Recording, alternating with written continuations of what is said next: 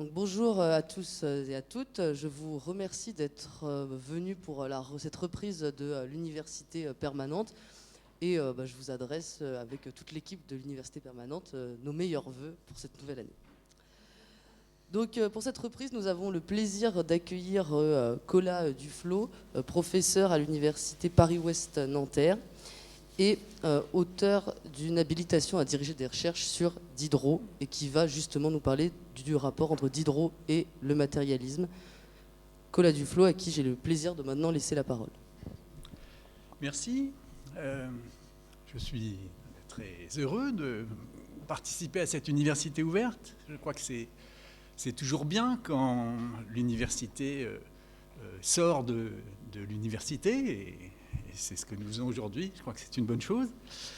Et je suis très heureux aussi d'être ici, parce que d'une certaine façon, c'est un peu l'impression de rendre un dû, puisque ma génération a beaucoup lu Diderot et les matérialistes du XVIIIe siècle, dans des éditions de poche déjà d'occasion, mais qui avaient été publiées une dizaine d'années auparavant par les éditions sociales.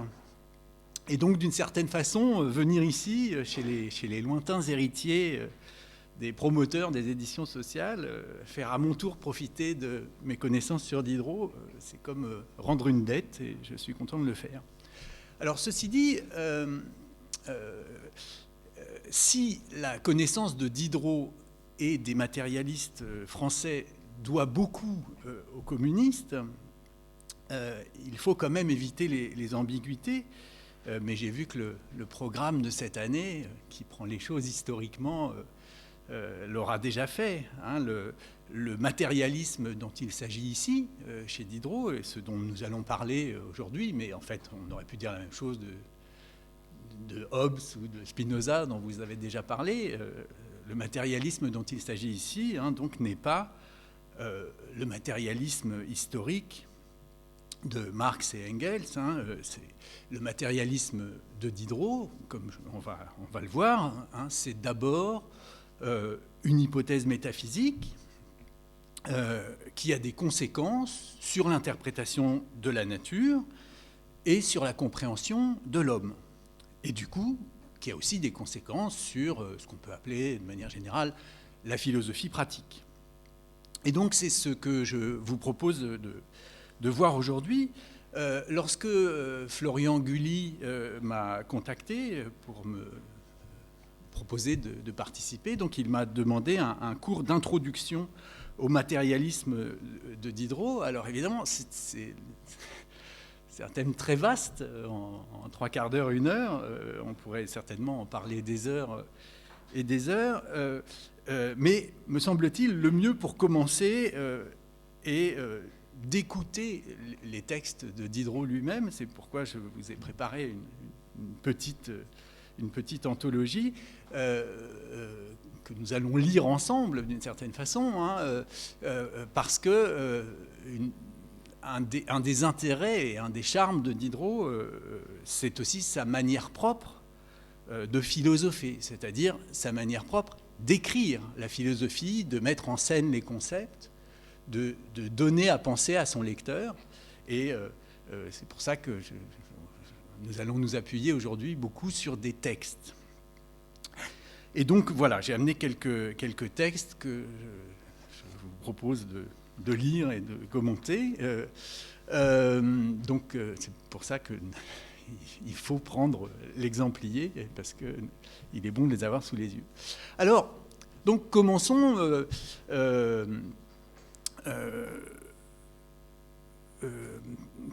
Qu'est-ce que le matérialisme pour Diderot? Comment définir le matérialisme à la manière dont Diderot le pratique? Alors, pour le dire en quelques mots ramassés, qui seraient contestables, on pourra ensuite essayer de préciser les choses, mais c'est d'abord une position méthodologique et une hypothèse métaphysique. Alors, la meilleure définition qu'on peut trouver de ce matérialisme de Diderot, on pourrait la trouver dans un petit ajout que Diderot propose, enfin que Diderot fait à l'article spinoziste de l'encyclopédie. Là aussi, c'est typique de la manière dont Diderot fait de la philosophie dans l'espace public.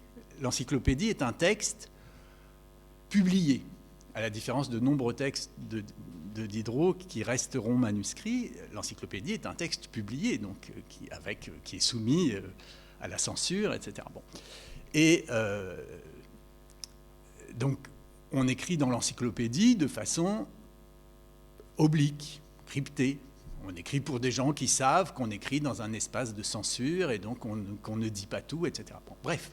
Donc il y a dans l'encyclopédie un article spinoziste qui est un article à peu près orthodoxe qui condamne, bien sûr, le spinozisme. Et à cet article, Diderot ajoute un petit article sous la catégorie grammaire. Grammaire, ça veut dire vocabulaire, définition, dans les articles de l'encyclopédie. Donc le voici. Spinoziste, sectateur de la philosophie de Spinoza. Et bon, là on est dans la définition, et puis Diderot ajoute son grain de sel, si on peut dire. Il ne faut pas confondre les spinozistes anciens avec les spinozistes modernes. Les spinozistes anciens sont ceux dont l'article spinoziste, qui n'est pas de Diderot, ou sans doute pas, a parlé.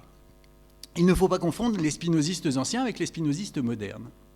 Le principe général de ceux-ci, donc les spinozistes modernes, c'est qui? C'est ceux qu'on accuse de spinozisme, c'est-à-dire Diderot et ceux qui l'entourent, voilà, ce qu'on appellerait aujourd'hui les matérialistes du XVIIIe siècle. Le principe général de ceux-ci, donc, c'est que la matière est sensible. Thèse fondamentale du matérialisme à l'époque de Diderot et à la manière dont Diderot le pratique. C'est que la matière est sensible, ce qu'il démontre par le développement de l'œuf, corps inerte, qui par le seul instrument de la chaleur graduée passe à l'état d'être sentant et vivant, et par l'accroissement de tout animal qui dans son principe n'est qu'un point, et qui, par l'assimilation nutritive des plantes, en un mot de toutes les substances qui servent à la nutrition, devient un grand corps, sentant et vivant dans un grand espace. De là, il conclut qu'il n'y a que la matière et qu'elle suffit pour tout expliquer.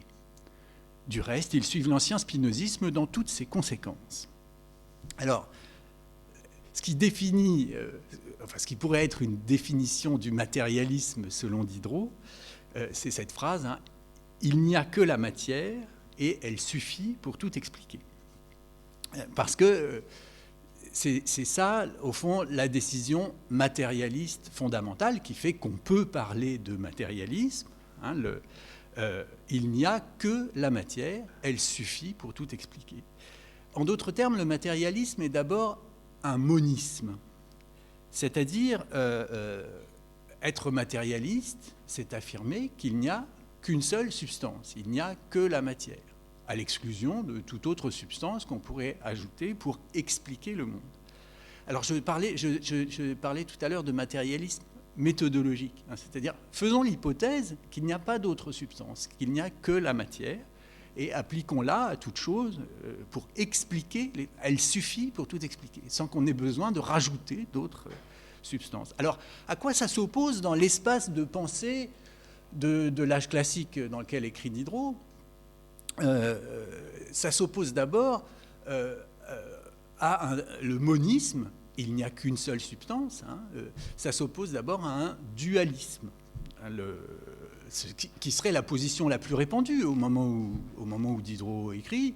C'est la position commune, au fond c'est la position qu'on hérite de Descartes, voilà, bon, l'idée qu'il y a de la matière, il y a au moins deux substances, hein, une substance matérielle, la matière, les corps, et une substance spirituelle, l'âme par exemple, enfin l'âme au premier chef. Hein,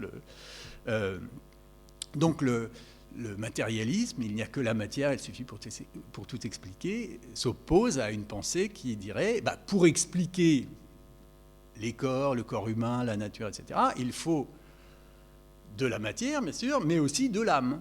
Hein, par exemple, il y a des tas de phénomènes qu'on explique par l'âme, la pensée, la volonté, le sentiment, etc. Bon. Et le matérialiste dit, par méthode, il n'y a que la matière, elle suffit pour tout expliquer. Ça s'oppose aussi à un autre... Alors, il y aurait une autre possibilité, hein,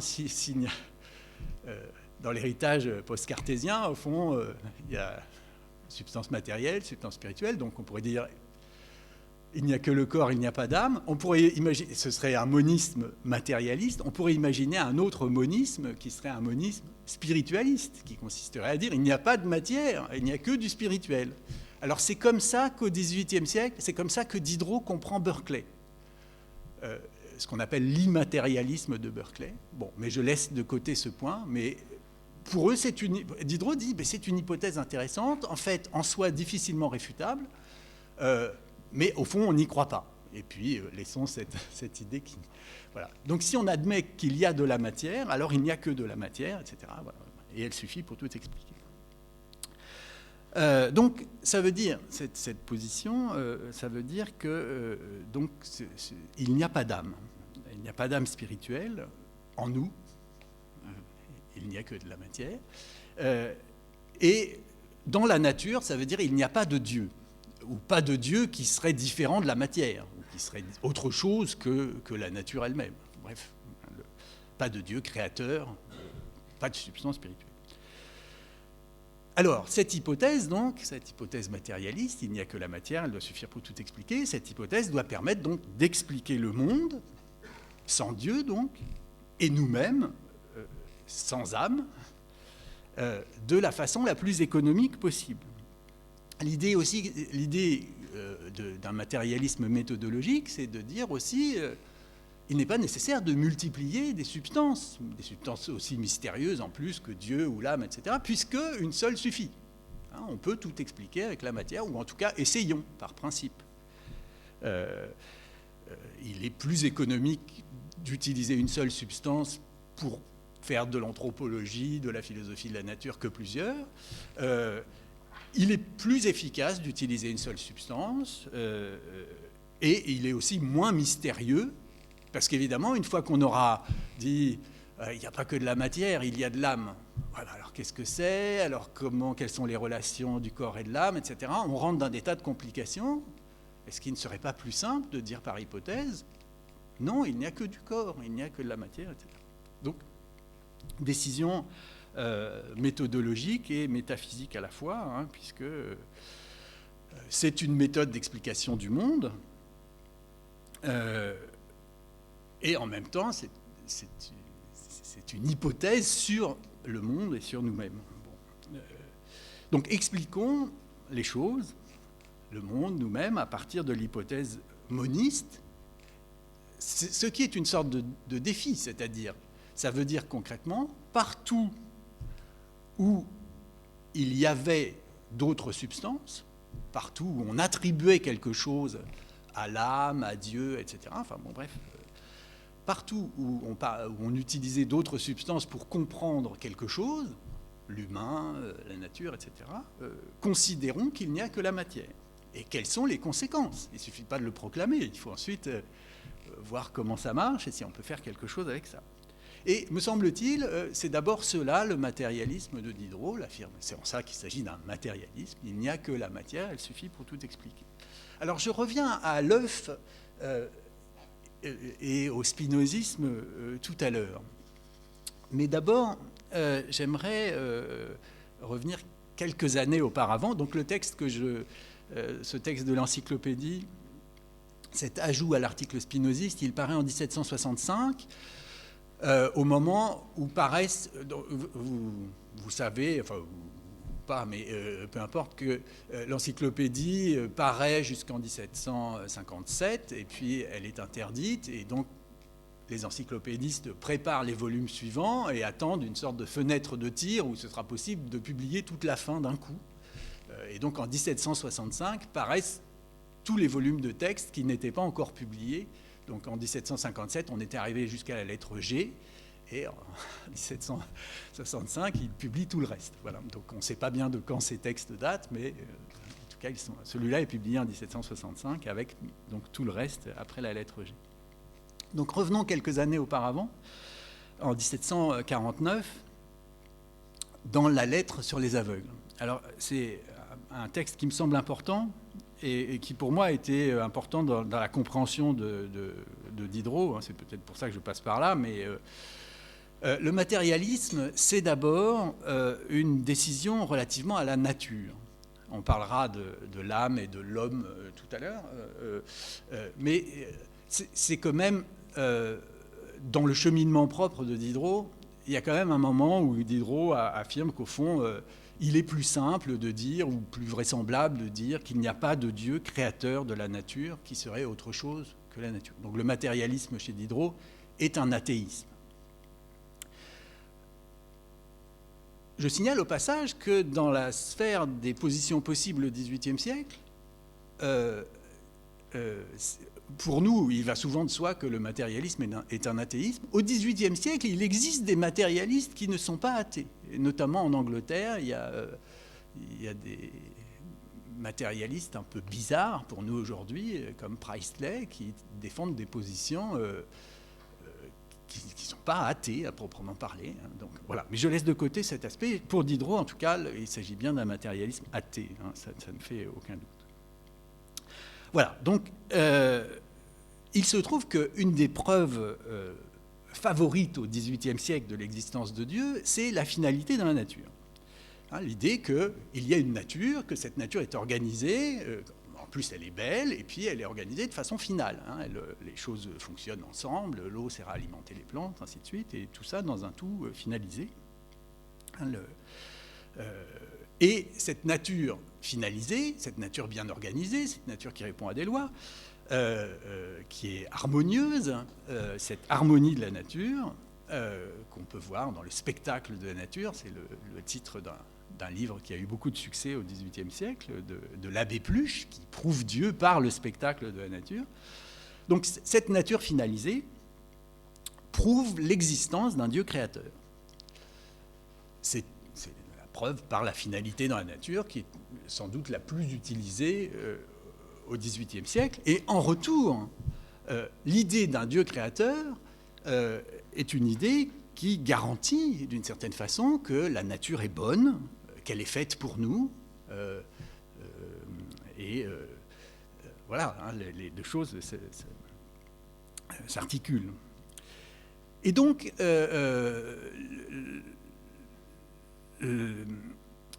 la lettre sur les aveugles est un grand moment où Diderot travaille à nous détacher, nous lecteurs, de l'illusion finaliste. Et donc c'est un travail de détachement de l'illusion finaliste que s'occupe cet extrait de la lettre sur les aveugles que je vous ai amené, qui aura un effet immédiat, puisque après la lettre sur les aveugles, Diderot a été arrêté. Donc il publie la lettre sur les aveugles anonymement, mais évidemment l'anonymat étant une chose toute relative et la police étant quand même bien faite, Diderot a été arrêté et conduit en prison à Vincennes, où il est resté quelques mois, et ça l'a profondément traumatisé, on le comprend. Si vous avez visité le donjon de Vincennes, vous le comprendrez aussi. Et c'est très important pour l'histoire de la littérature et pour l'histoire de Diderot, parce qu'il a dû promettre de ne plus rien publier de compromettant. Ce qui veut dire qu'il n'a publié ensuite que des choses qui pouvaient passer la censure, en jouant avec, comme on l'a vu, avec les possibilités multiples qu'offre la censure, mais tout de même, voilà. Ce qui veut dire que toute l'œuvre la plus audacieuse de Diderot, sur le plan philosophique et littéraire, est une œuvre que Diderot a gardée par devers lui, a fait circuler à un très petit nombre d'exemplaires et dans un cercle choisi, ce qui fait que le Diderot que nous connaissons aujourd'hui, qui fait que pour nous Diderot est un auteur important, le Diderot de la lettre sur les aveugles, celui-là a publié, il a commencé, le Diderot du rêve de d'Alembert, le Diderot de Jacques le Fataliste, le Diderot du neveu de Rameau, ce qui fait que pour nous Diderot est un auteur important, est un auteur, cet auteur-là, les gens du XVIIIe siècle ne le connaissent pas. Cet auteur-là sera connu au début du 19e, et même quelques fois plus tard. Bref, je passe sur ce point. Alors, en 1749, Diderot est encore relativement inexpérimenté, et donc il publie la lettre sur les aveugles, sans se douter des ennuis que ça va lui causer. Et donc, il publie, au milieu de la lettre sur les aveugles, Diderot met en scène un personnage qui a réellement existé, qui s'appelle Sanderson, qui est un mathématicien qui enseignait les mathématiques à Oxford. Et ce mathématicien est un mathématicien aveugle, qui donc suscite l'émerveillement de ses contemporains, et en effet, on a parlé de ce personnage. Et Diderot invente la mort de Sanderson, et il met en scène la mort de Sanderson comme une sorte d'athée vertueux qui, lors de ses derniers moments, discuterait avec un pasteur autour de cette question: la nature prouve-t-elle Dieu? Alors donc je vous lis ce texte qui est vraiment un exemplaire de la manière de philosopher de Diderot. Diderot, c'est pour ça qu'on ne s'ennuie jamais avec Diderot, parce que c'est quelqu'un qui raconte des histoires, qui met en scène des personnages, ça fait partie de la manière propre de philosopher, de créer du récit, d'obliger le lecteur à se figurer les arguments, etc. Lorsqu'il fut sur le point de mourir, donc Sanderson, on appela auprès de lui un ministre fort habile, M. Gervaise Holmes. Ils eurent ensemble un entretien sur l'existence de Dieu. Alors, l'entretien sur l'existence de Dieu à la mort du philosophe, c'est un grand classique. On en trouve un modèle chez Platon, d'abord. Socrate, qui discute, qui appelle ses disciples dans le Phédon et qui leur parle de la nature, etc. Bon, voilà. Donc c'est ça le modèle d'origine, si on peut dire, de tous ces textes.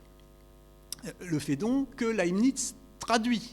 D'ailleurs, dans le discours de métaphysique, il traduit le passage où Socrate, à la veille de mourir, montre qu'il y a de la finalité dans la nature. Voilà. On est bien dans un... Voilà. Bref, le philosophe meurt et il parle de l'existence de Dieu. C'est un classique, mais sauf que Diderot, évidemment, le retourne non pas dans un sens pro-finaliste, mais l'inverse. Ils eurent ensemble un entretien sur l'existence de Dieu, dont il nous reste quelques fragments que je vous traduirai de mon mieux, car ils en valent bien la peine. Diderot s'amuse, invente un manuscrit qui n'existe pas et invente une traduction qu'il aurait du mal à faire, alors qu'évidemment, il n'est pas en train de traduire, mais de créer. Le ministre commença par lui objecter les merveilles de la nature. « Eh, monsieur, lui disait le philosophe aveugle, laissez là tout ce beau spectacle qui n'a jamais été fait pour moi. J'ai été condamné à passer ma vie dans les ténèbres et vous me citez des prodiges que je n'entends point et qui ne prouvent que pour vous et que pour ceux qui voient comme vous. Si vous voulez que je croie en Dieu, il faut que vous me le fassiez toucher. » Donc, premier argument que l'aveugle même, par sa cécité, réfute, l'argument du spectacle de la nature. La nature est belle, c'est un beau spectacle, etc. Cet argument ne vaut rien pour moi, dit l'aveugle. Donc l'argument esthétique, la nature est belle, n'est évidemment pas probant. La beauté est quelque chose de relatif, au fond. Il faut que vous me le fassiez toucher. Monsieur, reprit habilement le ministre, portez les mains sur vous-même et vous rencontrerez la divinité dans le mécanisme admirable de vos organes. Alors vous voyez qu'on a changé de type d'argument, c'est toujours la question de la finalité, mais qui se déplace. Il y avait la question de la finalité, disons, esthétique. La nature est un beau spectacle, qui est un argument très utilisé au XVIIIe siècle. C'est beau, donc ça prouve Dieu. On le trouve jusqu'à la fin du siècle, chez Bernardin de Saint-Pierre, etc. Déplacement de l'argument, la finalité ne se voit pas dans le spectacle, puisque l'argument n'est pas bon pour l'aveugle, la finalité se voit dans l'organisme. L'organisme présente un tout finalisé. Après tout, il y a un poumon qui sert à absorber l'oxygène, et ainsi de suite. Bon, dans l'organisme, tout travaille pour le tout. Tous les organes travaillent pour le tout dans un tout finalisé. Donc, argument de... Voilà. Il y a le mécanisme admirable des organes, on croirait lire du Leibniz. Mais enfin, on pourrait lire à peu près n'importe quel défenseur de l'existence de Dieu par la nature. C'est un argument très répandu là aussi. Portez les mains sur vous-même, vous rencontrerez la divinité dans le mécanisme admirable de vos organes. Monsieur Holmes, reprit Sanderson, je vous le répète, tout cela n'est pas aussi beau pour moi que pour vous. Évidemment, pour l'aveugle, c'est moins admirable, puisqu'il est aveugle de naissance, évidemment. Il va y revenir. Hein, mais le mécanisme admirable fut-il aussi parfait que vous le prétendez? Et que je veux bien le croire, car vous êtes un honnête homme, très incapable de m'en imposer. Qu'a-t-il de commun avec un être souverainement intelligent? S'il vous étonne, c'est peut-être parce que vous êtes dans l'habitude de traiter de prodige tout ce qui vous paraît au-dessus de vos forces. J'ai été si souvent un objet d'admiration pour vous que j'ai bien mauvaise opinion de ce qui vous surprend. J'ai attiré du fond de l'Angleterre des gens qui ne pouvaient concevoir comment je faisais de la géométrie. Il faut que vous conveniez que ces gens-là n'avaient pas de notion bien exacte de la possibilité des choses. Un phénomène est-il à notre avis au-dessus de l'homme? Nous disons aussitôt, c'est l'ouvrage d'un Dieu. Notre vanité ne se contente pas à moins. Ne pourrions-nous pas mettre dans nos discours un peu moins d'orgueil et un peu plus de philosophie? Si la nature nous offre un nœud difficile à délier, laissons-le pour ce qu'il est, et n'employons pas à le couper la main d'un être qui devient ensuite pour nous un nouveau nœud plus indissoluble que le premier. Demandez à un Indien pourquoi le monde reste suspendu dans les airs. Il vous répondra qu'il est porté sur le dos d'un éléphant. Et l'éléphant, sur quoi l'appuiera-t-il? Sur une tortue. Et la tortue, qui la soutiendra? Cet Indien vous fait pitié. Et l'on pourrait vous dire, comme à lui, Monsieur Holmes, mon ami, confessez d'abord votre ignorance et faites-moi grâce de l'éléphant et de la tortue. Donc on voit bien, le premier argument anti-finaliste, d'accord, j'admets qu'il y a de l'organisme, de la machine qui fonctionne. Soit.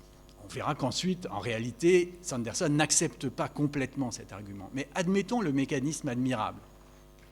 Il ne prouve pas l'existence de Dieu, car au fond, il prouve simplement que nous ne savons pas l'expliquer. Mais, dit Sanderson, il y a des tas de choses que nous ne savons pas expliquer. J'ai moi-même été un objet de spectacle, j'ai attiré des tas de gens qui ne pouvaient comprendre comment je faisais des mathématiques, alors que c'est très simple, je fais des mathématiques parce que, etc. C'est tout ce qu'on a vu dans le début de la lettre sur les aveugles. Donc, au fond, c'est de mauvaises méthodes de faire intervenir Dieu à chaque fois qu'il y a quelque chose que nous ne savons pas expliquer. Donc, dont acte, hein, Sanderson s'arrêta un moment. Il attendait apparemment que le ministre lui répondît, mais par où attaquer un aveugle? Monsieur Holmes se prévalut de la bonne opinion que Sanderson avait conçue de sa probité, des lumières de Newton, de Leibniz, de Clarke, et de quelques-uns de ses compatriotes, les premiers génies du monde, qui tous avaient été frappés des merveilles de la nature et reconnaissaient un être intelligent pour son auteur. C'était sans contredit ce que le ministre pouvait objecter de plus fort à Sanderson. Alors ça, c'est drôle, parce que ce que le ministre peut objecter de plus fort à Sanderson, c'est un pur argument d'autorité. Mais quand même, vous devez croire ce que Newton croyait. Alors, les noms qui sont mentionnés, ceci dit, ne sont pas simplement des purs noms. C'est Newton, c'est Leibniz, c'est Clarke, c'est-à-dire toute une série de gens qui, pour des raisons différentes, ont affirmé que la nature était un tout finalisé, parfait, et que ça supposait l'existence d'un Dieu. Aussi, le bon aveugle convainc-il qu'il y aurait de la témérité à nier ce qu'un homme tel que Newton n'avait pas dédaigné d'admettre. Il représenta toutefois au ministre que le témoignage de Newton n'était pas aussi fort pour lui que celui de la nature entière pour Newton, et que Newton croyait sur la parole de Dieu, au lieu que lui, il en était réduit à croire sur la parole de Newton. Considérez, monsieur Holmes, ajouta-t-il, combien il faut que j'aie confiance en votre parole et dans celle de Newton. Je ne vois rien. Cependant, j'admets en tout un ordre admirable. Mais je compte que vous n'en exigerez pas davantage. Je vous le cède sur l'état actuel de l'univers, pour obtenir de vous, en revanche, la liberté de penser ce qu'il me plaira sur son ancien et premier état, sur lequel vous n'êtes pas moins aveugle que moi. Vous n'avez point ici de témoin à m'opposer, et vos yeux ne vous sont d'aucune ressource. Imaginez donc, si vous voulez, que l'ordre qui vous frappe a toujours subsisté. Mais laissez-moi croire qu'il n'en est rien, et que si nous remontions à la naissance des choses et des temps, et que nous sentissions la matière se mouvoir et le chaos se débrouiller, nous rencontrerions une multitude d'êtres informes pour quelques êtres bien organisés. Si je n'ai rien à vous objecter sur la condition présente des choses, je puis au moins vous interroger sur leur condition passée.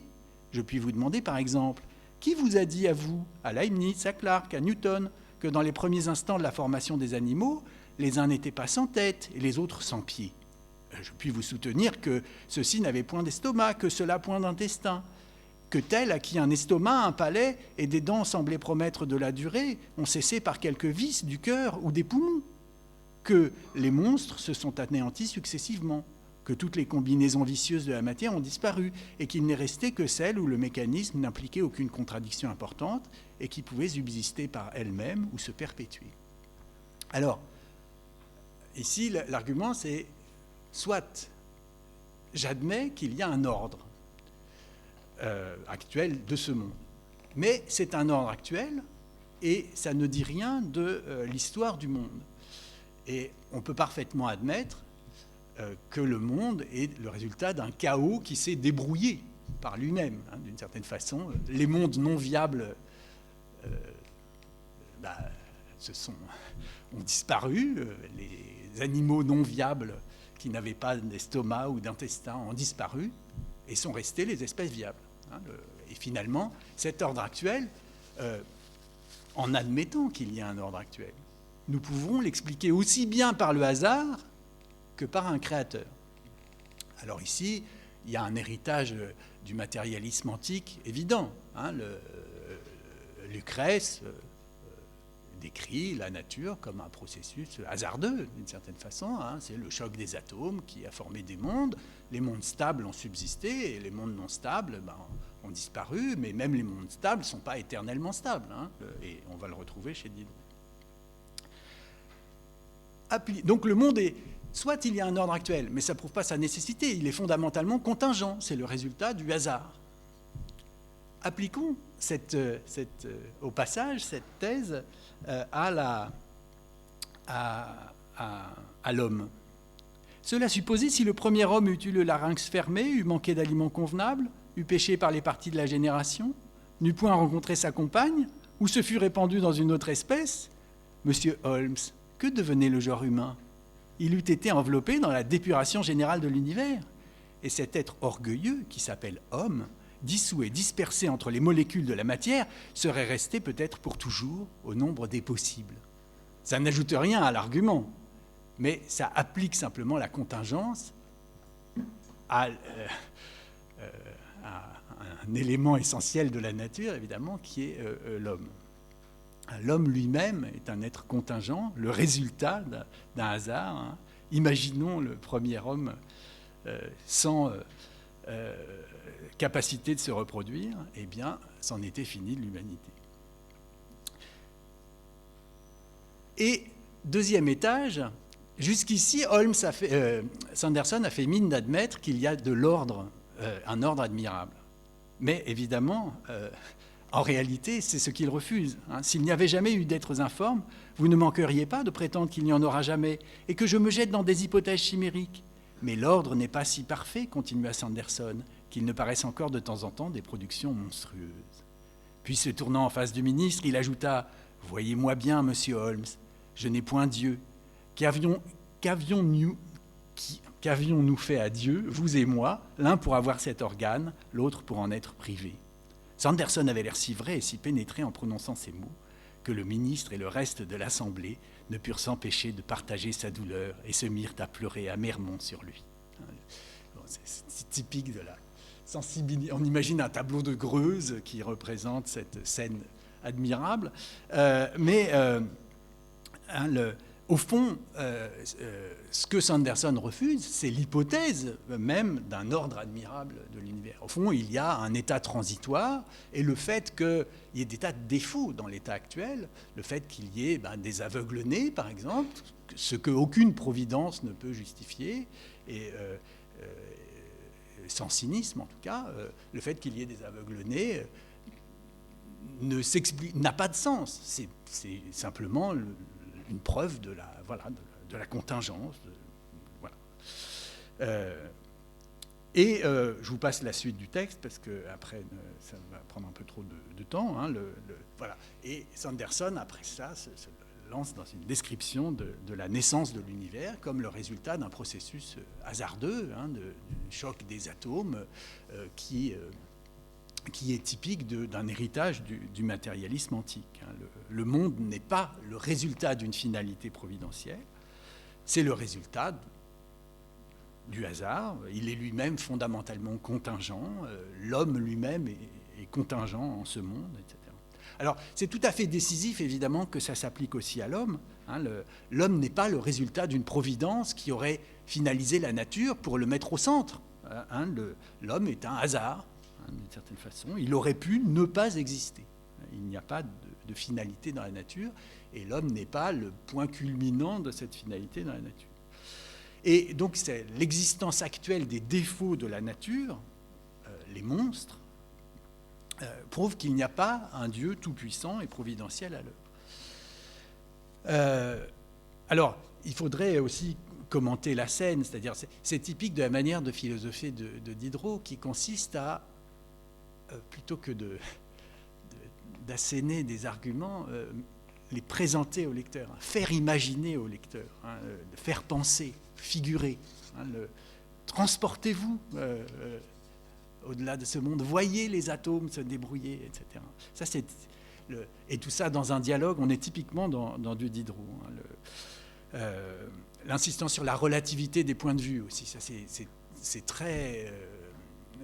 très lié à la manière de philosopher de Diderot. Ce que vous pensez de votre point de vue, monsieur Holmes, essayez de le penser de mon point de vue. Pensez à la place de l'aveugle. Et si on pense à la place de l'aveugle, si on se met fictivement en esprit à la place de l'aveugle, alors des tas de choses qui nous paraissent évidentes, comme le beau spectacle de la nature, ne sont plus des arguments valables, etc.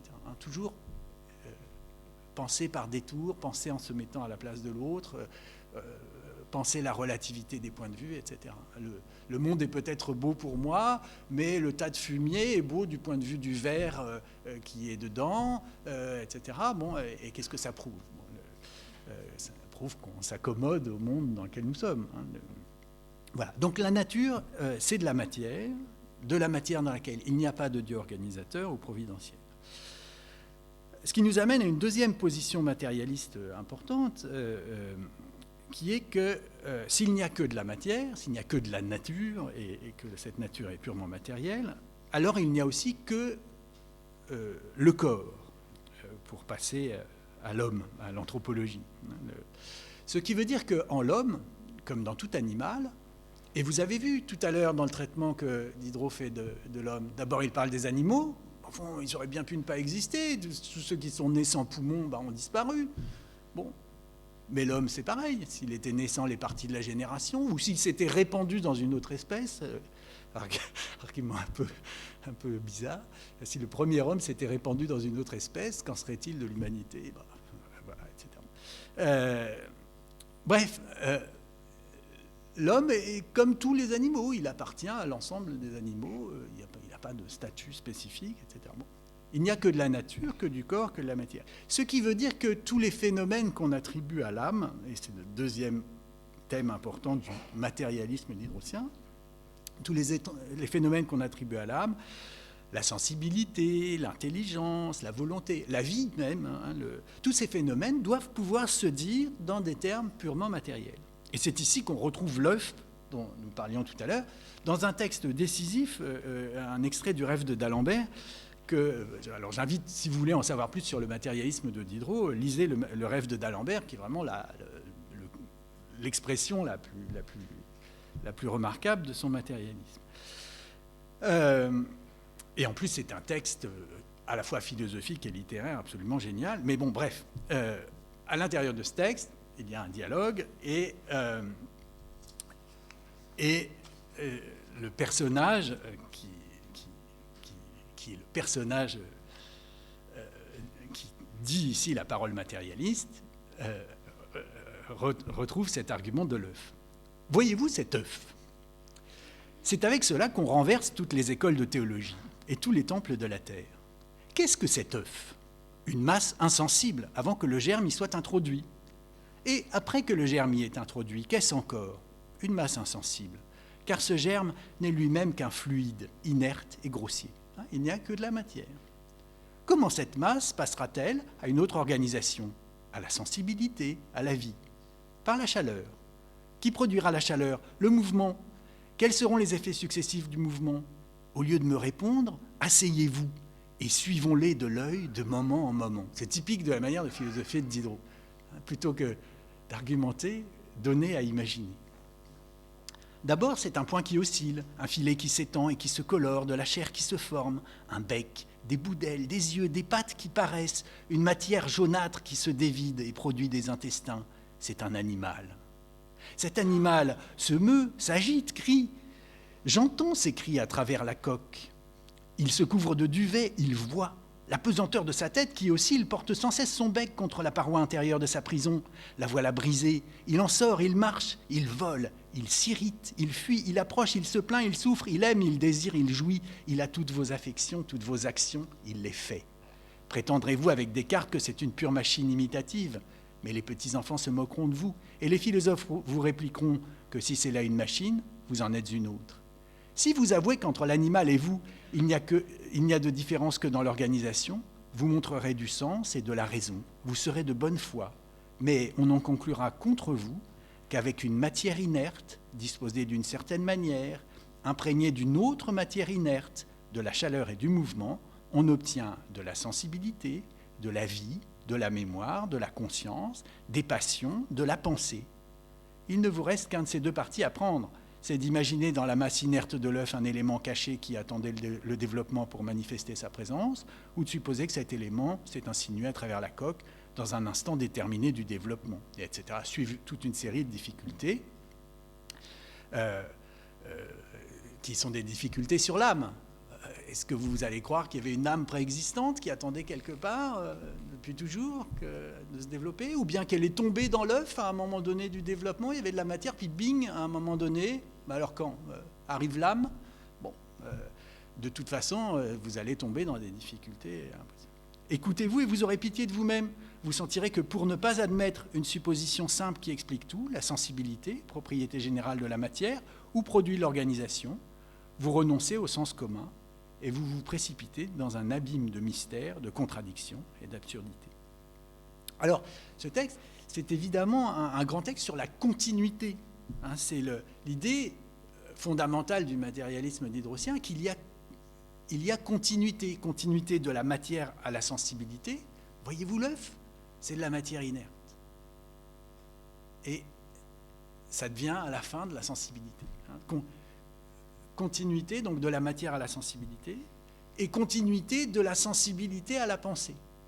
Et le rêve de d'Alembert, l'ensemble des trois dialogues, est un grand texte sur la continuité pour justement montrer qu'il y a passage, il y a toujours du passage de la matière inerte à la matière vivante, parce que la sensibilité est toujours déjà là d'une certaine façon.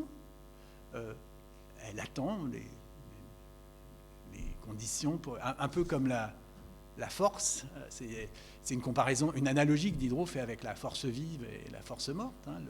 Au fond, le mouvement est déjà là. Si je lâche cette montre, elle tombe. Bon, donc le mouvement est là. C'est de la dynamique, au fond, et on peut penser une dynamique matérielle, c'est-à-dire il y avait déjà de la sensibilité d'une certaine façon.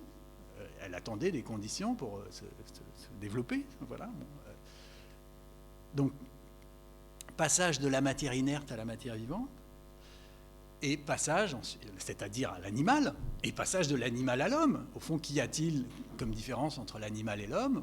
Un plus ou moins grand degré c'est une question de degré, c'est pas une question de nature, dit Diderot. Au fond, il y a déjà de la représentation, de l'imagination et même des idées chez le poussin. Bon, mais après, il y a une question de développement, d'organisation. Il n'y a pas une nature différente. Il n'y en a pas un qui serait un animal et puis l'autre qui serait d'un coup autre chose.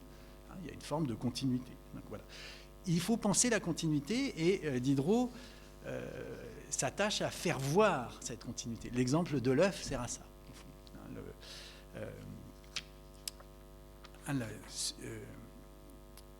Au fond, ce qu'on suit, c'est le fait que la production de l'homme, la création de l'animal, puis de l'homme, etc., c'est un développement purement matériel. On n'a pas besoin, ou il n'est pas nécessaire de faire intervenir à un moment du développement une âme spirituelle. Et puisqu'il n'est pas nécessaire de le faire, essayons d'éviter de le faire. C'est toujours le principe d'économie. Ne rajoutons pas des substances auxquelles on ne comprend rien en plus, si ça n'est pas nécessaire. On peut penser la continuité. Ou en tout cas, essayons de le faire, aussi loin que possible.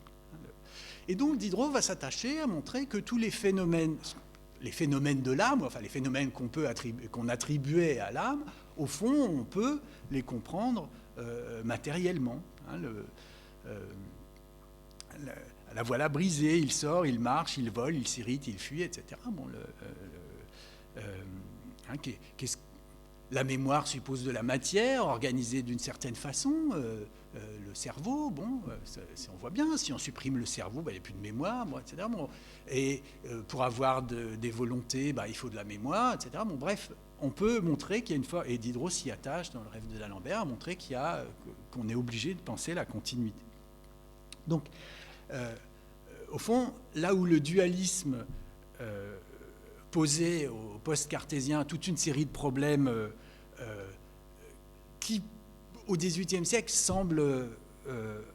les solutions apportées par Leibniz ou Spinoza ou Malebranche au problème de la relation de l'âme et du corps paraissent simplement invraisemblables, enfin, pour le dire dans des termes très simples. L'harmonie préétablie, Diderot comprend très bien ce que c'est, il connaît très bien la limite. Mais fondamentalement, on ne peut pas y croire. L'idée que l'âme et le corps sont deux substances, que tout ce qui se passe dans l'âme, à un certain plan spirituel, peut se passer parallèlement au corps, et que c'est la même chose, mais à quoi sert d'imaginer deux horloges différentes qui donneraient la même heure? Bon, c'est des analogies, mais... Diderot, ça n'explique rien, ça n'explique pas le corps, on ne peut pas faire de la médecine, de la psychologie, de l'anthropologie avec de tels fondements. Si on veut comprendre l'homme, alors admettons qu'il y a du corps qui se développe, qui connaît des troubles, qui connaît, etc. Bref, voilà. Donc l'idée, c'est que, au fond, le monisme, l'hypothèse moniste, et pour Diderot, c'est pour ça que j'insiste sur ce côté méthodologique, hypothèse, etc. Diderot, quand il en vient à cette question, revient toujours sur l'idée que, attention, c'est une hypothèse. Simplement, elle est préférable parce qu'elle donne mieux à comprendre, avec moins de coûts, d'une certaine façon, elle est plus économique, elle est à la fois plus efficace et plus économique, donc elle est préférable. Mais Diderot dit toujours, attention de ne pas réaliser cette hypothèse, là on tomberait dans un nouveau système, une nouvelle métaphysique, et Diderot est prudent avec ça. Voilà. Mais bref, à titre hypothétique, il faut essayer de penser une dynamique matérielle, un passage continu de l'inerte au vivant et du vivant au pensant. Donc, le matérialisme est refus du dualisme et un penser de la continuité, de la matière à l'animal, de l'animal à l'homme. Au fond, il y a une pensée, une grande chaîne, pour prendre une image que Diderot aime bien. D'où l'intérêt de Diderot pour la médecine. Parce qu'évidemment, la médecine, c'est ça qui nous parle de l'humain. Et le personnage qui va délivrer la nouvelle philosophie dans le rêve de d'Alembert, dans le rêve de d'Alembert, il y a 3 dialogues. Dans le premier dialogue, on voit Diderot qui parle avec d'Alembert. Le personnage Diderot, qui parle avec le personnage d'Alembert, qui n'y est pour rien. Et puis, dans le deuxième dialogue, d'Alembert... on voit d'Alembert, après cette conversation avec Diderot, il a été malade pendant la nuit, il a eu la fièvre, et il a déliré. Et puis, le médecin Bordeu est venu à son chevet. Le médecin Bordeu discute avec mademoiselle de Lespinasse au chevet de d'Alembert. Et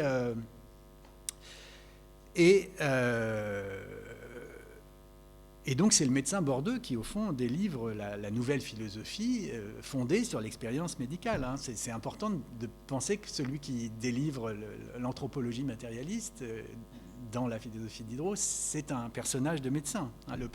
Bordeu existe réellement. Évidemment, il n'a rien à voir avec... Enfin, il n'a pas tout à fait rien à voir avec les propos que Diderot lui prête, mais évidemment, Diderot invente ce personnage. Voilà. Et Diderot lui-même s'est beaucoup intéressé à la médecine de son temps. Il a suivi des cours de médecine, il a fait intervenir les médecins qui lui semblaient les plus actuels dans la rédaction de l'encyclopédie. Il fait intervenir Tronchin pour l'article consacré à l'inoculation, à la vaccination. Et puis surtout, il fait intervenir Ménuret de Chambaud, c'est-à-dire l'école des vitalistes de Montpellier, c'est-à-dire ce qui lui semble le plus actuel dans la médecine de son temps, pour écrire la plupart des articles de médecine dans l'encyclopédie. Voilà. L'encyclopédie est un texte qui est ouvert aux sciences expérimentales neuves. C'est aussi ça le matérialisme. C'est l'intérêt, le matérialisme, quand il s'exprime dans une activité philosophique, c'est aussi un intérêt pour les sciences pratiques, que sont les sciences expérimentales, que sont la médecine, la chimie. L'encyclopédie fait une place importante à la chimie de l'époque, et c'est d'Holbach, grand matérialiste et ami de Diderot, qui traduit des articles de chimie de l'allemand, ou qui est convoqué pour la chimie. Les sciences de ce qu'on appellerait aujourd'hui les sciences de la vie et de la terre. Diderot, dans l'article Animal, fait un résumé de Buffon, un résumé un peu orienté, mais enfin voilà. Faire cette place-là aux sciences expérimentales dans l'encyclopédie, c'est aussi un choix qu'on peut appeler matérialiste. Voilà. Bref, il n'y a pas d'âme. S'il n'y a pas d'âme, si l'homme appartient à la nature, et si tous les êtres sont... si l'homme appartient à la nature comme tous les êtres naturels, ça veut dire aussi, ça a une conséquence quand même qu'il faut noter, qui me semble important, si on veut dire quelques mots rapides sur le matérialisme diderotien, ça a une conséquence importante qui est que l'homme fait donc lui-même partie de cette chaîne de causes et d'effets qu'est la nature. La nature est une grande chaîne de causes et d'effets, enfin, ou une série de chaînes, peu importe, mais ça a une conséquence anthropologique et morale essentielle. C'est de dire que la liberté de la volonté est une illusion. La liberté de la volonté, elle fait partie de ces idées qu'on proclame in abstracto quand on est seul dans sa chambre, mais au fond dont on ne fait jamais l'expérience. De quoi fait-on l'expérience? Alors là, il y a un texte tout à fait remarquable aussi. Nous faisons l'expérience du fait que nos actions appartiennent à un réseau de causes et d'effets. Je vous donne ce passage d'un texte qui s'appelle « Éléments de physiologie ». Il y a un passage très comparable dans le rêve de d'Alembert, mais ça me permet de signaler ce goût de Diderot pour la médecine. À la fin de sa vie, Diderot était en train de préparer un texte qui n'a jamais vu le jour, pas sous forme complète, qui s'appelle « Éléments de physiologie ». Histoire expérimentale de celui-ci. Je le suis et je l'examine. Et histoire expérimentale, c'est-à-dire voyons ce que sont nos actions. C'est un grand texte d'anthropologie philosophique. D'anthropologie philosophique expérimentale, à la différence d'une anthropologie philosophique systématique ou métaphysique qu'on ferait comme ça en disant l'homme a une âme, un corps, une liberté, etc. Non, faisons l'expérience. Qu'est-ce que l'homme? À quel moment veut-il? Qu'est-ce qu'il fait? Comment il agit? Histoire expérimentale de celui-ci. Je le suis et je l'examine. C'était un géomètre. Il s'éveille. Tout en rouvrant les yeux, il se remet à la solution du problème qu'il avait entamé la veille. Il prend sa robe de chambre, il s'habille, sans savoir ce qu'il fait. Il se met à table, il prend sa règle et son compas, il trace des lignes, il écrit des équations, il combine, il calcule, sans savoir ce qu'il fait. Sa pendule sonne, il regarde l'heure qu'il est, il se hâte d'écrire plusieurs lettres qui doivent partir par la porte du jour. Ces lettres écrites, il s'habille, il sort, il va dîner chez son ami. Vous voyez, cet homme, c'est d'Alembert, le géomètre, c'est tout le monde aussi. Nous nous réveillons parce que le réveil a sonné, et puis nous nous remettons au travail de la veille, et puis on répond aux lettres qu'on doit faire, etc. Bon, nous sommes traversés d'une série de causes qui commencent avant nous, qui nous dépassent. Toutes nos actions sont prises dans des réseaux de causes et d'effets. Il sort, il va dîner chez son ami. La rue où demeure cet ami est embarrassée de pierres. Notre géomètre serpente entre ses pierres. Il s'arrête tout court. Il se rappelle que ses lettres sont restées sur sa table ouverte, non cachetées, non dépêchées. Il revient sur ses pas, il allume sa bougie, il cachette ses lettres, il les porte lui-même à la poste. De la poste, il regagne la maison où il se propose de dîner. Il y entre, il s'y trouve au milieu d'une société de philosophes, ses amis. On parle de la liberté, ça c'est bien un thème de philosophe, on parle de la liberté. Et il soutient à corps et à cri que l'homme est libre. Je le laisse dire, mais à la chute du jour, je le tire en un coin et je lui demande compte de ses actions. Il ne sait rien, mais rien du tout de ce qu'il a fait. Et je vois que, machine pure, simple et passive de différents motifs qui l'ont mû, loin d'avoir été libre, il n'a pas même produit un seul acte express de sa volonté. Il a pensé, il a senti, mais il n'a pas agi plus librement qu'un corps inerte, qu'un automate de bois qui aurait exécuté les mêmes choses que lui. On dit que le désir naît de la volonté. C'est le contraire. C'est du désir que naît la volonté. Le désir est fils de l'organisation. Le bonheur et le malheur, fils du bien-être ou du mal-être. On veut être heureux. Alors ça, c'est... voilà, ce personnage, voilà, l'exemple. Si on regarde l'homme expérimentalement, on n'a pas besoin non plus de penser la liberté métaphysique. On n'a peut-être même pas besoin de la notion de volonté, ou d'une volonté qui serait comme ça plantée dans une âme immatérielle. Au fond, nous avons bien des désirs, des vouloirs, mais tout s'explique d'une certaine façon, hein, par une série de causes et d'effets à laquelle nous appartenons et dont nous sommes l'expression. Et puis, il y a des volontés dont nous avons mieux conscience,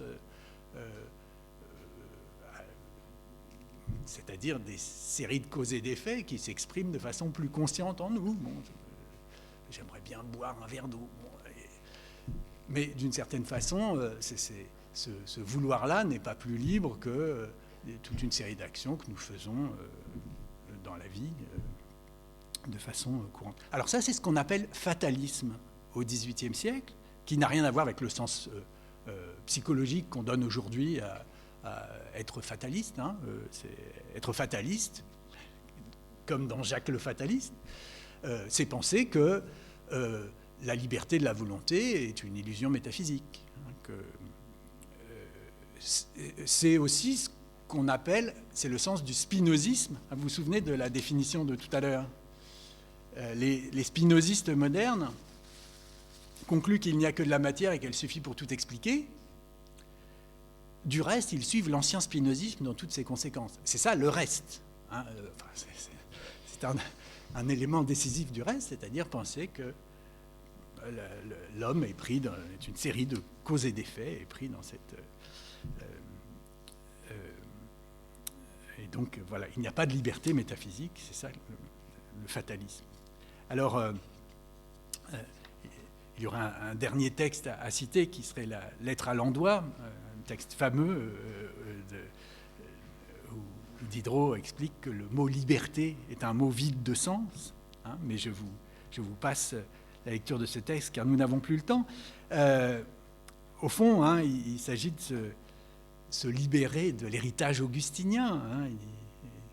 Nous n'avons pas besoin de la liberté de la volonté et de tout ce qui va avec aussi. La faute, la culpabilité, le vice. Toutes ces idées sont liées à l'idée d'une liberté par laquelle l'homme se déterminerait hors de toute cause, comme ça, et ferait pencher une balance imaginaire de façon purement arbitraire. Tout ça n'existe pas. Il y a une série de causes et d'effets à laquelle nous appartenons. Et dont il faut être conscient. Ah, ça aussi, c'est l'ancien spinozisme dans toutes ses conséquences. C'est qu'au fond, il faut avoir conscience de ses déterminations. C'est aussi laisser toute sa place à une morale qui prend conscience de nos déterminations, à une éducation qui se demande comment on forme des citoyens, à une politique qui pense qu'on peut éduquer les citoyens en produisant des connaissances, en divulguant les connaissances, en ayant une justice pénale adaptée, etc., en ayant des lois qui sont adaptées à la nature humaine et non pas de vagues idées religieuses, de vices, de peines éternelles, etc. Voilà. Sur cette nouvelle anthropologie, on doit pouvoir fonder une nouvelle morale et une nouvelle politique. Alors, je vois que je suis au bout de mon temps. Il ne me reste qu'à vous inviter à lire Diderot, la lettre sur les aveugles, le rêve d'Alembert, Jacques le Fataliste, l'entretien avec la maréchale. Au fond, pour le dire quand même très vite, si on voulait tout récapituler avec des ismes, pour faire un résumé rapide, puisqu'on me l'a demandé aussi, ce résumé, le matérialisme de Diderot est un monisme. C'est-à-dire il n'y a que la matière, elle suffit pour tout expliquer. C'est un antifinalisme. Il n'y a que la nature, et il n'y a pas de finalité dans la nature. C'est un fatalisme, au sens où il n'y a pas de liberté métaphysique, seulement des causes et des effets. Le corps et ce qui lui arrive, son histoire, sa culture, sa mémoire. Mais ça n'est pas avec des ismes qu'il faut présenter Diderot. enfin, ou en tout cas, ça va si on a juste 3/4 d'heure et qu'il faut faire vite. Mais fondamentalement, la pensée de Diderot, c'est une pensée ouverte qui dialogue toujours avec elle-même, avec les autres. C'est pour ça que la présentation que je viens de vous faire est, j'espère juste, mais en même temps, je le sais aussi, complètement fausse. La pensée de Diderot est une pensée qui se propose sans cesse des objections, qui se garde d'affirmer ce qui doit rester hypothétique et méthodologique. Et c'est surtout une pensée qui n'est pas une pensée dogmatique. C'est-à-dire, Diderot ne vise pas à transmettre des leçons ou à imposer des leçons à son lecteur. Et c'est pour ça qu'il faut d'abord lire les textes de Diderot. Et c'est pour ça qu'on ne s'ennuie jamais en lisant Diderot. Il invite le lecteur à penser par lui-même. Il invite le lecteur à être un lecteur critique, un lecteur qui se libère des idées reçues. Mais ça n'est pas pour donner de nouvelles leçons qui s'imposeraient à nouveau au lecteur. Et me semble-t-il, pour Diderot, c'est lié profondément au sens des Lumières et au sens du matérialisme diderotien. C'est-à-dire, ça n'est pas un nouveau catéchisme, c'est un programme d'émancipation des esprits. Merci pour votre attention.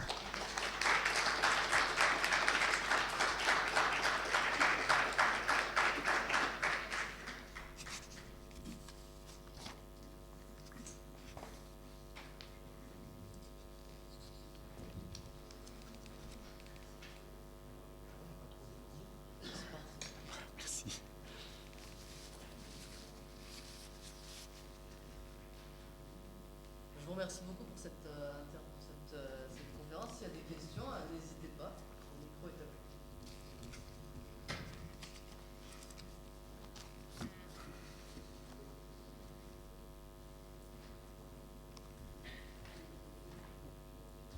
Oui, juste une petite chose qui... Ça fonctionne ?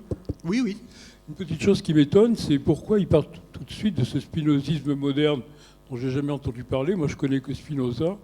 Et je connais surtout une substance qui n'est pas réduite à de la matière, qui est une substance qui a des attributs, la pensée, l'étendue, et sans doute une affinité d'autres. Et, enfin, il me semble que la pensée de Spinoza est beaucoup plus complexe que cette idée qu'il y a une sorte de substance qui est de la matière. D'ailleurs, il n'y a pas de matière. On sait bien aujourd'hui qu'elle n'existe pas, il n'y a que des relations. Alors pourquoi il parle de spinozisme ? Parce que, alors il y a une raison très simple, c'est que le mot spinozisme au XVIIIe siècle ne signifie pas vraiment qu'on a lu Spinoza. Spinozisme au XVIIIe siècle, c'est devenu très rapidement en fait, c'est devenu dès la fin du XVIIe, spinoziste est devenu une sorte d'insulte ou d'attaque dangereuse qu'on adresse aux philosophes déistes, matérialistes. Bref, être spinoziste, qu'est-ce que ça veut dire ? Au fond, au XVIIIe siècle, ça ne veut pas forcément dire qu'on a lu Spinoza, en effet. Ça veut dire qu'on ne croit pas, ça veut dire qu'on ne croit pas en la liberté, ça veut dire, etc. Voilà, ça veut dire peut-être une série de choses. Ça veut dire... Et donc, qu'est-ce qui circule de Spinoza au XVIIIe siècle ? Certains textes, mais surtout beaucoup de textes de second degré.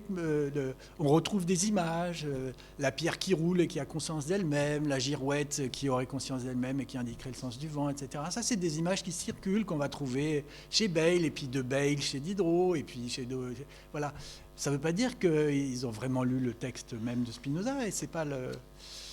Alors, qui sont ces spinozistes modernes dont Diderot parle dans le...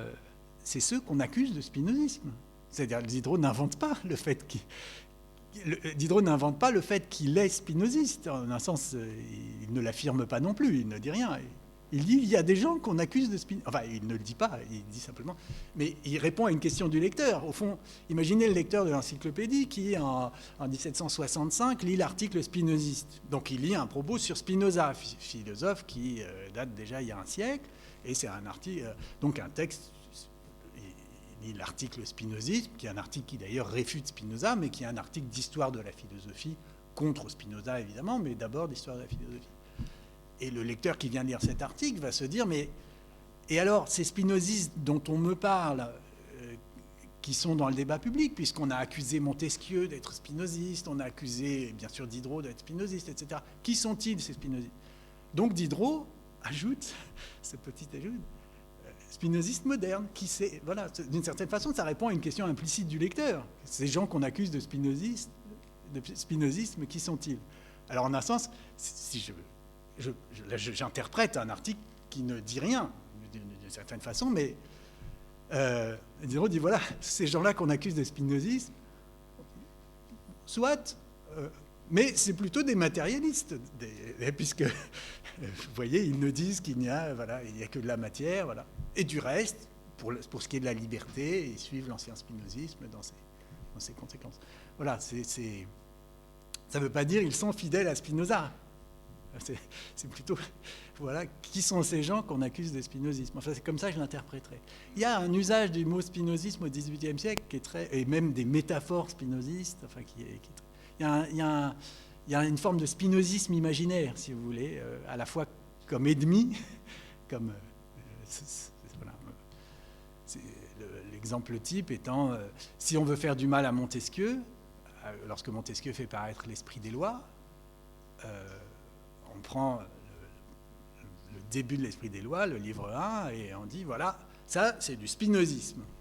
Parce que et là, Montesquieu est obligé de se défendre, parce que c'est une accusation grave. Voilà. Donc, c'est ça l'usage du mot spinozisme dont Diderot se sert, d'une certaine façon, enfin, qu'il est obligé de prendre en compte aussi en tant qu'encyclopédiste. Enfin, voilà.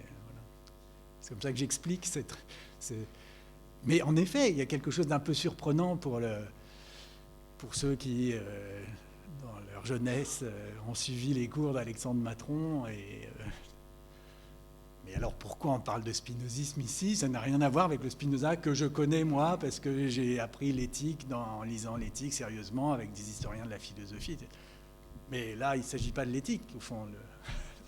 Voilà, c'est comme ça que je répondrai. C'est le Spinoza fantôme qui circule chez Bayle et puis qui se diffuse dans les textes clandestins. Voilà.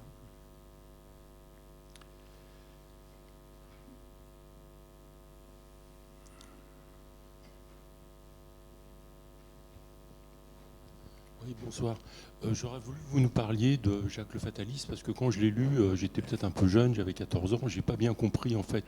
C'est un récit cassé, en fait. Il y a beaucoup de digressions. Il y a beaucoup de digressions, oui. Et j'ai l'impression que ça anticipe le roman moderne, où il n'y a pas un personnage qui est... où on dit, voilà, le personnage... préétabli, il a une action préétablie, on dit voilà, il va faire ça, ça, ça. En fait, il n'a pas de liberté, ou il en a trop, enfin, je sais pas, j'ai pas bien compris.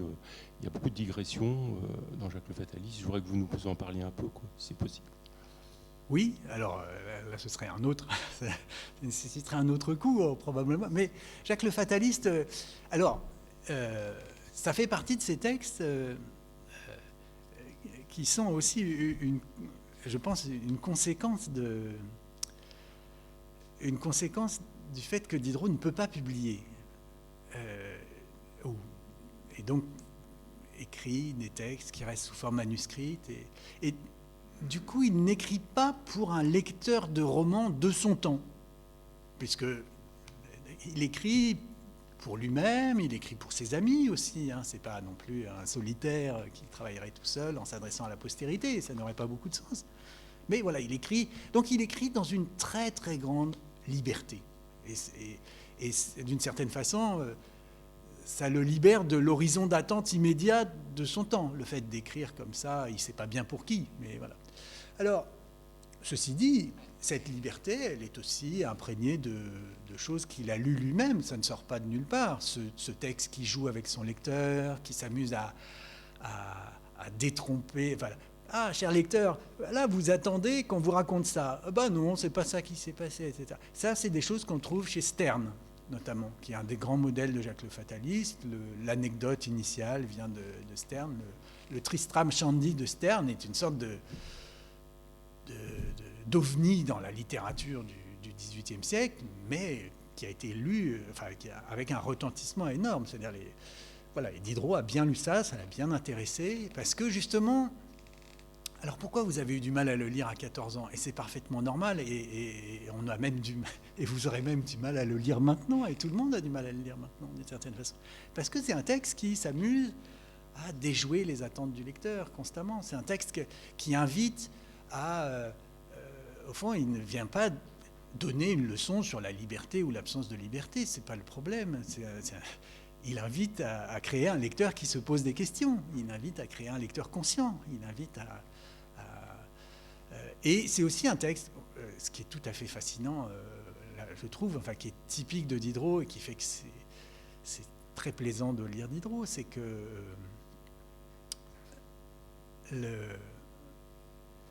il y a bien un défenseur de la liberté, du finalisme, c'est le maître, qui a comme ça des idées, il est un peu drôle, un peu ridicule, un peu, voilà.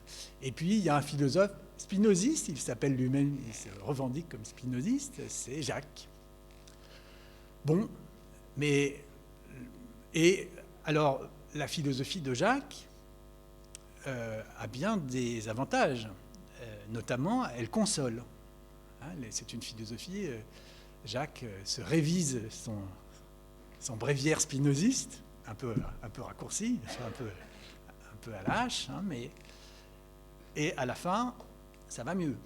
Hein, donc c'est une philosophie qui à la fois lui permet de comprendre le monde et qui le permet de marcher assuré en cette vie, pour utiliser les termes de Descartes, la mission de la philosophie. Donc d'une certaine façon, voilà. Mais en même temps, à aucun moment le texte ne dit bah voilà, c'est Jacques qui a raison, il n'y a pas de liberté humaine, etc. C'est pas Au contraire, ce qui intéresse Diderot, c'est le débat, c'est de montrer que oui, Jacques, il est fataliste en effet. Et je pense que c'est profondément la position de Diderot lorsqu'il doit, ça se voit dans la lettre à Landois, lorsqu'il doit expliquer ce qu'il pense de la liberté humaine. Oui, c'est une forme d'illusion, etc. Mais en même temps, on est fataliste et puis on se fâche contre quelqu'un comme s'il était libre, on anticipe, on a de la prudence, on fait des tas de choses, au fond comme si on vivait encore dans l'illusion de la liberté. D'une certaine façon, c'est normal. Voilà. Donc comment se conduit-on quand on est fataliste? Comme tout le monde, au fond, simplement, en plus, on peut avoir une philosophie qui nous aide à comprendre les actions des hommes, qui nous évite de faire intervenir des êtres imaginaires, etc. Voilà. Mais le texte ne le dit pas, au fond. C'est un texte qui invite, qui fabrique un lecteur critique. Lecteur, défais-toi de tes attentes romanesques, de tes attentes philosophiques, de tes attentes... Et du coup, c'est aussi un texte un peu agaçant. C'est à la fois un texte réjouissant et agaçant, parce qu'on ne sait pas où ça va, ça dure, il y a des moments, ça dure un peu trop longtemps, et puis on croyait qu'on avait saisi quelque chose, et puis d'un coup Diderot se met à nous raconter une histoire tout à fait romanesque au milieu. Bon, voilà. Mais c'est aussi parce que c'est un texte écrit dans ces conditions de grande liberté. Voilà. Je ne sais pas.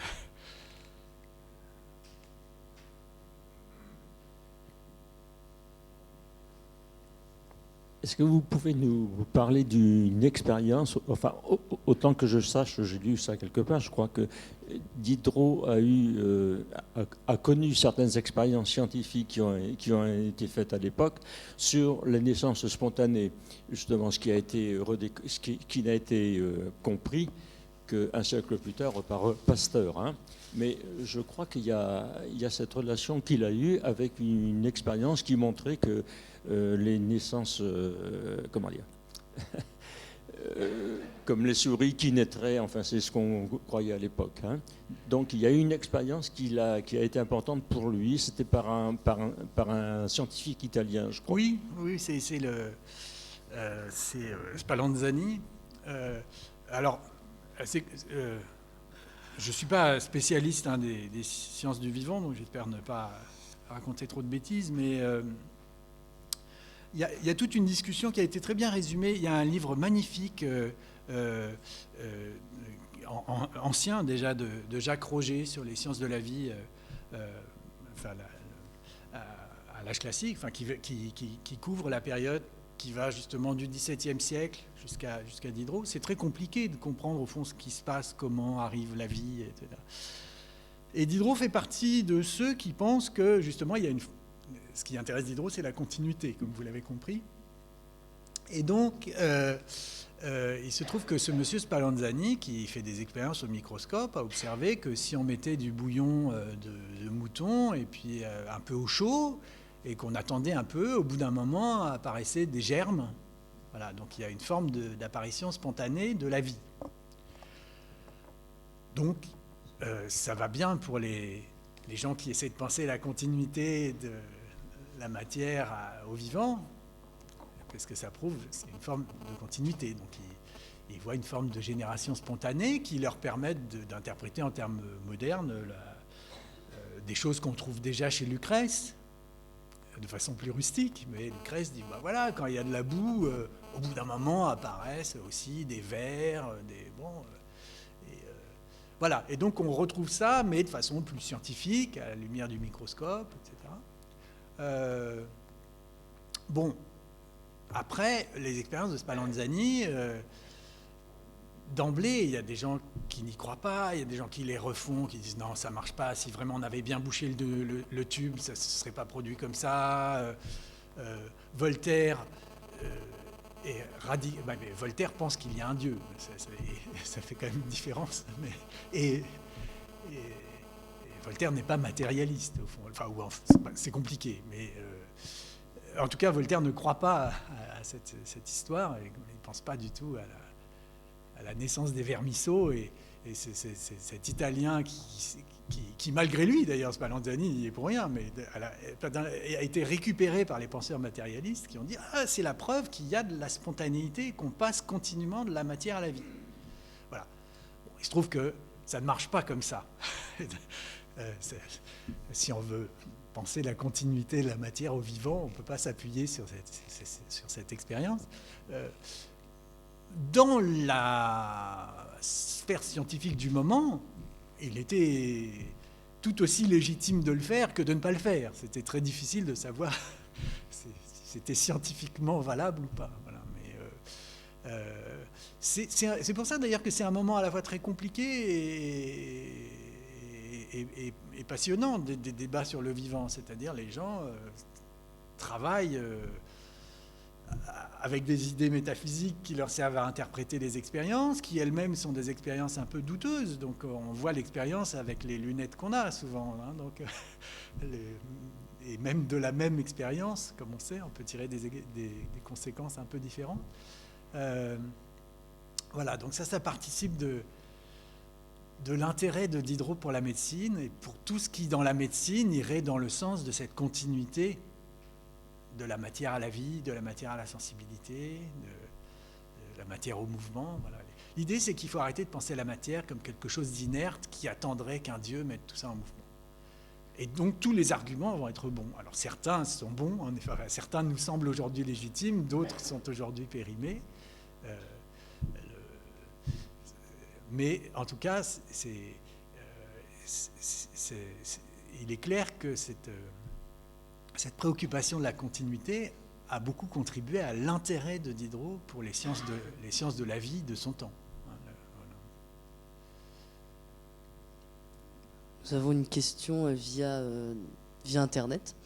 Donc, quelqu'un nous demande, vous demande, si que Diderot use d'une pensée qui semble très imagée. Donc, il y a beaucoup d'esthétique qui est présente.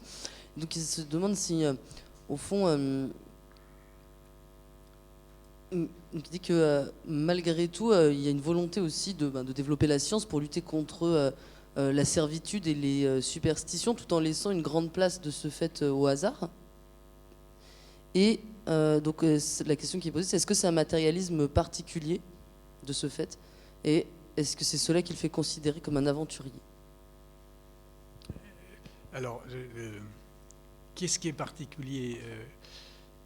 Le fait de s'appuyer sur la science de son temps, ça n'en ferait pas un matérialisme particulier. C'est peut-être même un trait commun à tous les matérialismes d'essayer de se fonder dans la science, et en particulier dans la science expérimentale.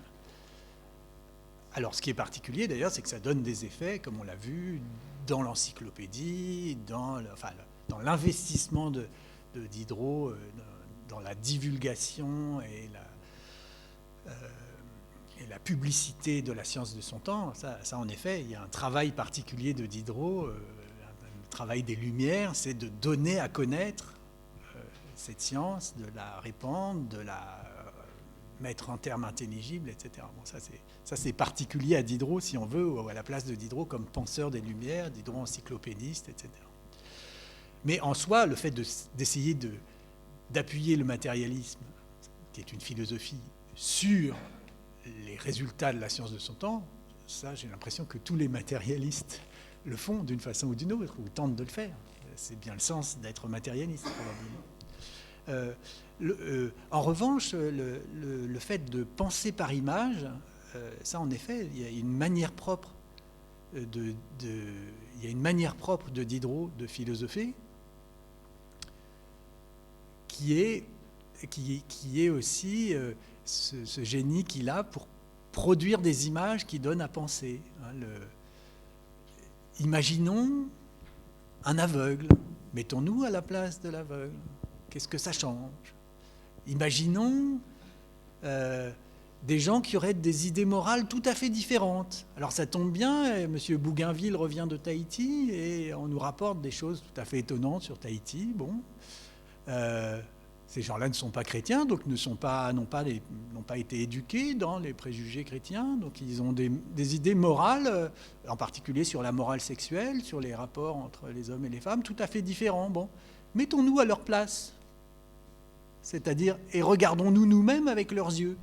Ça, c'est très typique de la manière de Diderot de philosopher. Penser par détour, penser par image, ou quelquefois essayons de produire des images. Voilà, on avait l'image de l'homme comme une horloge avec une âme qui serait placée quelque part.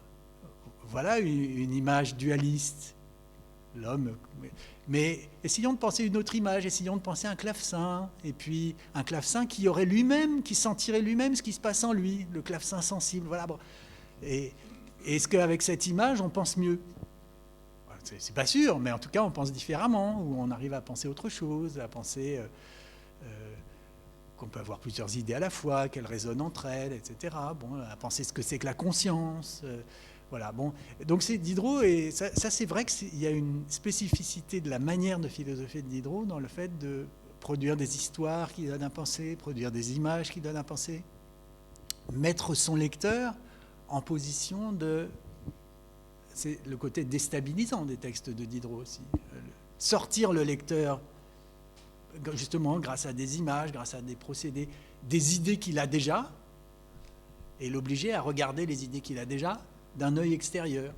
Il y a quelque chose de sceptique aussi dans le travail même des idées de Diderot, hein. Toujours discuter des idées, regarder une même idée d'un autre point de vue, etc. Bon.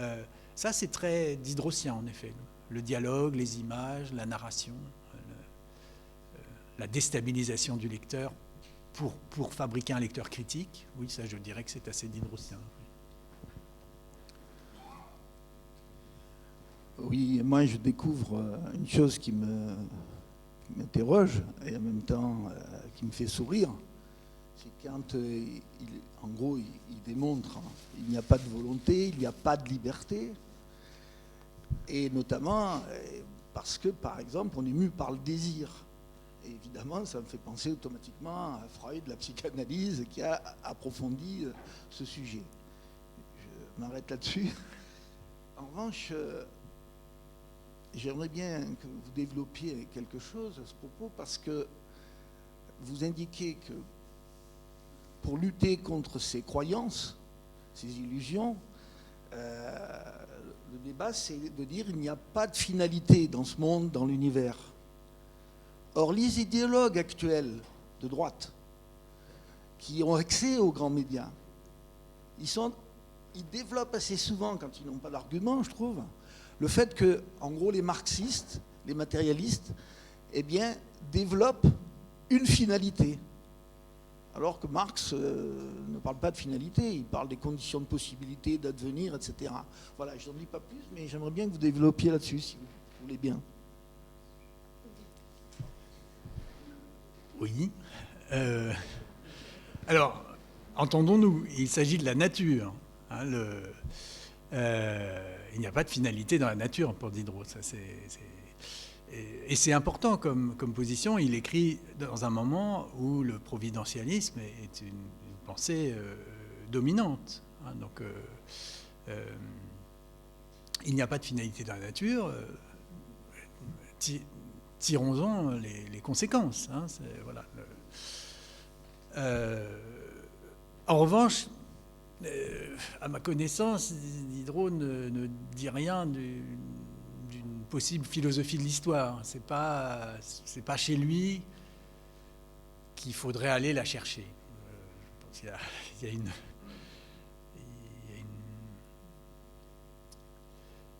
il y a une pensée de l'histoire, il y a une pensée des enchaînements historiques, il y a pas mais il y a pas, on pourrait pas trouver chez lui une philosophie de l'histoire ou même c'est pas vraiment son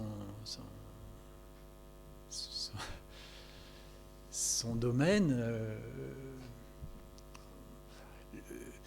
Et d'ailleurs, selon les textes, quand il s'agit de penser au moins un sens au mouvement actuel dans lequel on est maintenant, c'est-à-dire, selon les textes, il est plus ou moins optimiste ou pessimiste. C'est-à-dire, des fois, il pense que, quand même, on va en s'éclairant et que, en répandant les lumières, les connaissances, eh bien, le travail qu'il fait dans l'encyclopédie. Il a quand même passé 25 ans de sa vie à éditer l'encyclopédie, c'est-à-dire à agir pour la diffusion des idées, des connaissances, dans l'idée que plus on donne à connaître, plus ça va changer, modifier les idées. Enfin, au fond, il y a une ambition quand même de changer les mœurs aussi, en divulguant les connaissances, le savoir, en donnant aux gens les moyens de s'approprier les connaissances. Bon. Donc des fois, il y a une forme d'optimisme des Lumières, on pourrait dire. Les gens vont s'éclairer, on va aller vers plus de raisons partagées, et du coup, voilà, bon, ça va aussi changer les conditions d'exercice de la politique, diminuer l'influence de la religion, etc. Donc on peut voir, voilà, une sorte de... Et puis des fois, il dit non, ça sert à rien, le travail qu'on fait en ce moment, ça sert à rien. De toute façon, il suffirait de 10 ans de despotisme pour que tout le monde redevienne abruti. Enfin, et au fond, comme tout le monde, d'une certaine façon, il peut être à la fois plein d'un élan qui le meut, qui, je pense, est au cœur d'une partie de son travail, enfin, qui donne du sens quand même à ce qu'il fait. Et puis, parfois, il pense que ça va pas marcher. Ou, voilà. Donc c'est pour ça, je crois en effet qu'il n'y a pas de... C'est pas un grand penseur du sens de l'histoire. Voilà. Ni le contraire, d'ailleurs. Enfin, c'est-à-dire c'est pas vraiment son domaine. Voilà.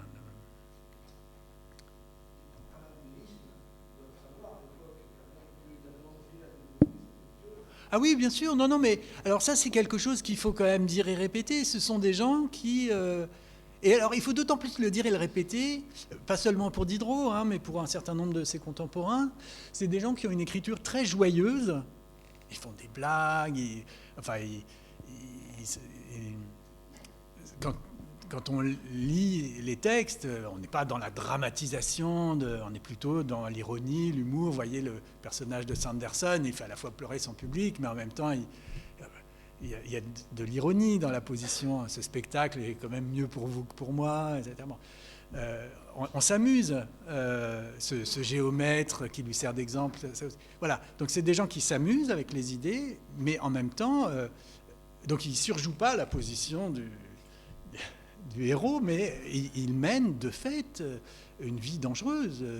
Diderot l'a expérimenté par lui-même. Alors il a eu de la chance parce que comme il était déjà, au moment où il est emprisonné à Vincennes, il était déjà responsable de l'encyclopédie.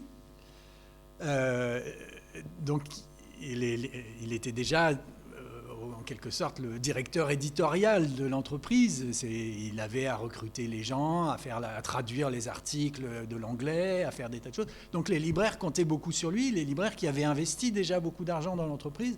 Donc les libraires ont pu faire pression pour qu'il soit libéré. Et de fait, il a été libéré relativement vite. Et il a dû promettre de ne plus rien publier de dangereux, etc. Mais ces gens-là écrivent quand même dans un temps où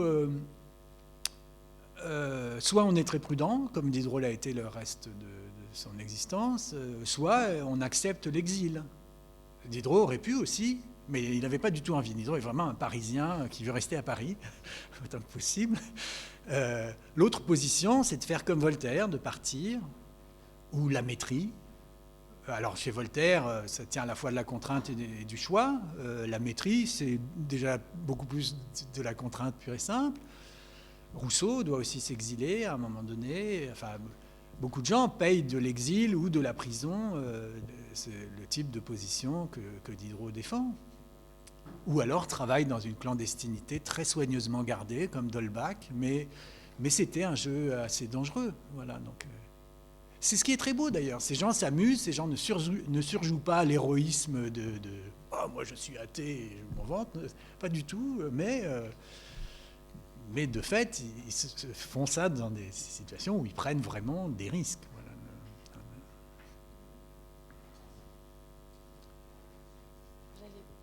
J'allais me permettre de conclure, parce qu'il est déjà 20h40. Je voulais vous remercier, Colas Duflot, d'être venu, et puis pour les éclairages que vous avez apportés sur le matérialisme diderotien.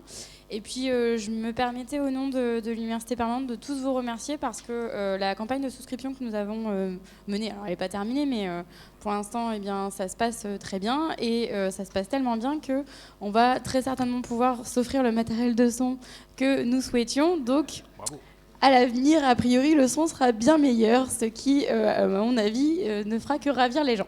Voilà, et puis je tenais à vous remercier, vous, d'être présents en ce tout début de janvier. Je vous souhaite meilleurs vœux.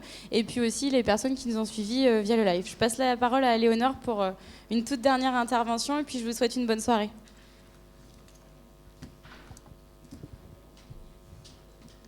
C'était pour vous dire que vous voyez votre exemplier.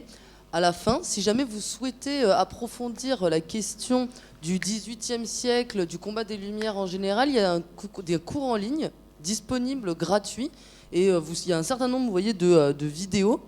En fait, donc, ça dure 6 semaines, les vidéos durent 5-10 minutes, et vous pouvez vous inscrire jusqu'au 17 février, c'est ça ? C'est ça. Et donc, si vous vous inscrivez comme ça, vous recevez tous les jours des petites vidéos, 5-10 minutes, ça dure 6 semaines. Et comme ça vous permet, si vous voulez connaître davantage les méandres du XVIIIe siècle, d'approfondir vos connaissances. Voilà, je vous souhaite une bonne journée, au revoir.